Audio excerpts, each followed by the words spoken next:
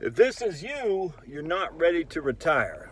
All right, so every now and again I'll get a client, and throughout my career I've got more because now I can be very particular on the clients I take, which is pretty doggone cool if you ask me. What are you guys doing over there? Well, they got some termites or pests or something like that. And one time we had a flying squirrel. Oh my goodness.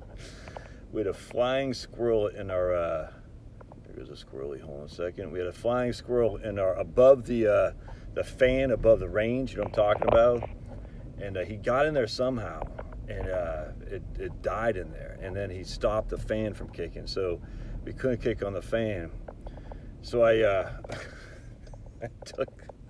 took it out, and I couldn't get to him.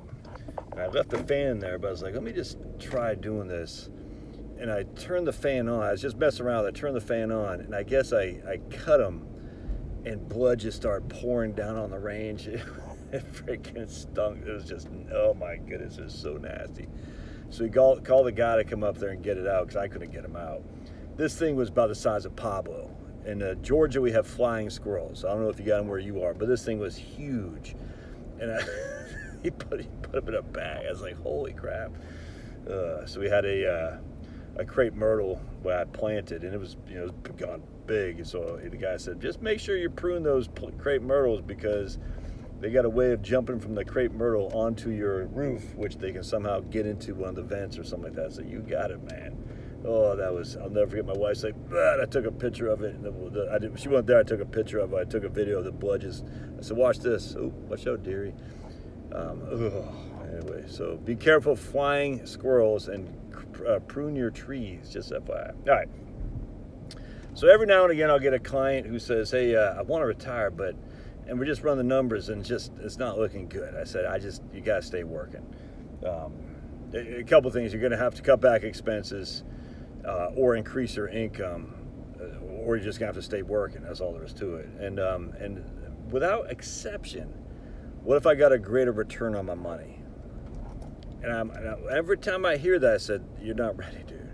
Because what if you get a greater return on your money? Well, what does that mean? It means entailing more risk, taking on more risk.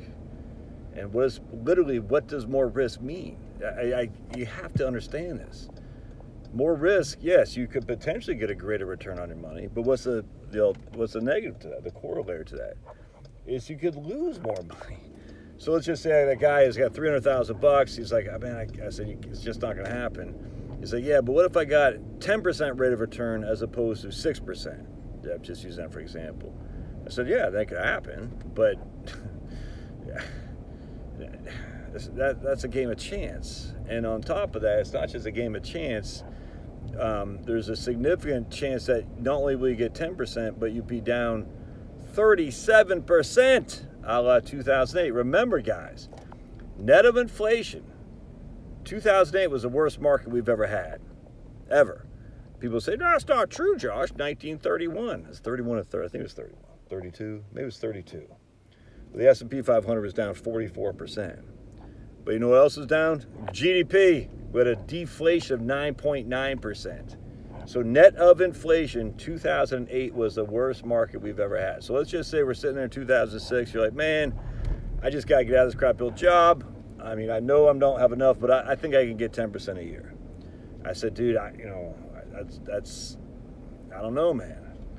And so I'm doing it. I'm going to put my money in the S&P 500, or even worse, I'm going to put my money in the QQQs, NASDAQ, or even worse, I'm going to take leverage. Yeah, it could work. And then kaboom, kabang, kabung hit in 2008. Well, actually, October 2007 to March 9th of 2008. A 57% decline. You're out of your crappy old job, and you're also out of your retirement sustainability. Because not only was it a 57% decline, you got your money back if you could stayed in until about 2012. You got back to even Steven. But you weren't staying in until 2012. You know why? Because you're pulling money out. So the $300,000 you put in on January 2007, and you're pulling money out of there. Now it's 2012. You got no money, dude. You're done. Your goose is cooked because you pulled with 5 years of distributions out plus a 57% decline, your goose is cooked. This is why Dave Ramsey saying 8% is such a, it just literally is an idiotic thing to say, man. I mean, if you're saying explicitly 8% of your account balance, 100%, that's sustainable. But 8% of a $300,000 account is $24,000. 8% of $100,000 is $8,000. You've taken a 66% decline in your income. I mean, if you could do that, it's great. But that's not what Dave Ramsey is implying. He's implying that the average rate of return is 8 to 10%. You take 8%, you're averaging 2% addition to your capital. That's just it's just moronic, man. And I love Dave Ramsey. It's just moronic. And I don't know why he's so proud to continue on with that. It's actually very frustrating. Very, very frustrating to me because Dave Ramsey does so much good on the debt side. That's too bad. Anyway, so the point being is if you need extra growth on your portfolio in order to retire, and this is what we call chasing for yields, reaching for yields, and yields doesn't have to be just income accounts. It can be investments. I need more money. What are we doing here, guy? I need more money on my portfolio. That's chasing for yields too. So we're saying I'm not getting enough, so I need to put more money. I need to have more my money invested differently, so I can get a higher rate of return. That's no different than chasing for yields, reaching for yield. And anytime you do that on the fixed income side, we know you're taking on more risk. You're buying more junk bonds, longer term, and things of that nature. But anyway, so if this is you, you're ready to hang it up, but you're like, man, I can't make this work unless I get a higher rate of return. You're just not ready to retire. Retire is about decumulation, i.e. preservation. We're going to, whoa, what are you doing, dude? What is this guy doing? We're going to be in the phase where we're pulling money out. Not only are we not adding money, all right, we're pulling it out. The days of accumulation are done. Now it's preservation. I cannot explain this enough. Understand that. This is why all these people like down on me for talking about EDV and long-term government bonds. Like, like, dude, right now is the time. Don't buy. Listen, some guy said, "No, listen to you, and I'm down 10% on my long-term bond." That didn't tell you to do anything, man. I'm just telling you right now. Think about long-term government bonds right now.